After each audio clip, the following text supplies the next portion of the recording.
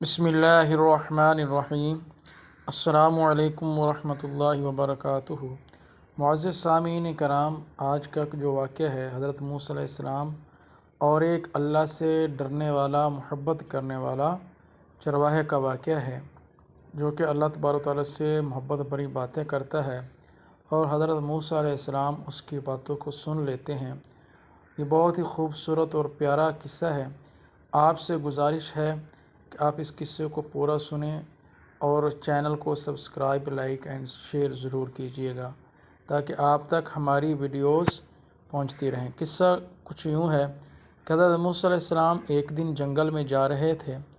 آپ علیہ السلام نے دیکھا کہ ایک بھیڑ بکریاں چرانے والا چرواہا دستے بستہ کھڑا ہے اور بڑے شوق سے کہہ رہا ہے کہ اے خدا، میرے پاس آ کر بیٹھ تاکہ میں تیری جوتی سیوں، تیرے سر میں کنگھی کروں، تیری جوئیں ماروں، میں تیرے ہاتھ پاؤں دھوؤں، تجھے نہلاؤں، صاف ستھرے کپڑے پہناؤں اور تجھ پر قربان ہو جاؤں۔ اگر تو میرے پاس آئے تو میں اپنا کمبل بچھا کر تجھے اس پر بیٹھاؤں اور بکریوں کا تازہ تازہ گرم گرم دودھ تجھے پلاؤں۔ اگر تو بیمار ہو جائے تو میں تیری اپنوں کی طرح خدمت کروں، تیرے ہاتھ چوموں، تیرے پاؤں دبا کر تجھے میٹھی میٹھی نیند سلاؤں۔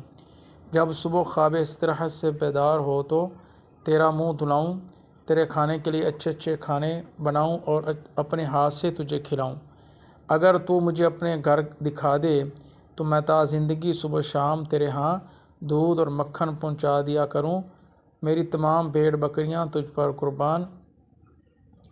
تو حضرت موسیٰ علیہ السلام نے اس کی یہ مستانہ باتیں سنی اور قریب جا کر پوچھا کہ تو کس سے یہ باتیں کر رہا ہے؟ تو کس کا میزبان بننا چاہتا ہے؟ تجھے کس کو اپنے ہاں دعوت پر بلانے کی اس قدر آرزو ہے؟ تو چرواہا بولا، میں اس سے ہم کلام ہو رہا ہوں جو میرا پیدا کرنے والا ہے، جس نے مجھے بولنے کے لیے زبان دی، مجھے یہ بھیڑ بکریاں عطا کیں جن کے دودھ کو میں اپنی غذا اور جن کے پشم سے میں اپنا لباس بناتا ہوں۔ جس نے مجھے یہ چیزیں دی ہیں، میں اسی کے دیے سے اس کی دعوت کرنا چاہتا ہوں۔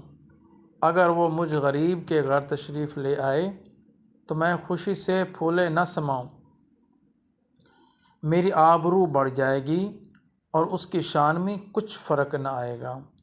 تو اس چرواہے نے یہ حضرت موسیٰ علیہ السلام سے یہ جواب دیا اور یہ کہا۔ تو حضرت موسیٰ علیہ السلام نے کہا، چرواہے، تیرا کلام بڑا گستاخانہ ہے، تو خدا سے ایسی باتیں کر رہا ہے؟ وہ تو سب کا رازق ہے، اسے کسی کھانے کی احتیاج نہیں، نہ وہ تھکتا ہے نہ اسے نیند آتی ہے، تو اس کے پاؤں کیا دبائے گا؟ تو کیا سمجھا ہے کہ اس کا تیرے جیسا جسم ہے؟ جان لے اور یقین کر لے کہ اس کا کوئی جسم نہیں، اس کے تیرے جیسے پاؤں نہیں، وہ سب چیزوں سے بے نیاز ہے، وہ ہمیشہ سے ہے اور ہمیشہ رہے گا، وہی سب کا حاجت روا ہے، وہ تیرے پاس کمبل پر بیٹھ کر تیری بکریوں کا دودھ نہیں پی سکتا۔ بس ایسے بے ادبانہ کلام سے توبہ کر۔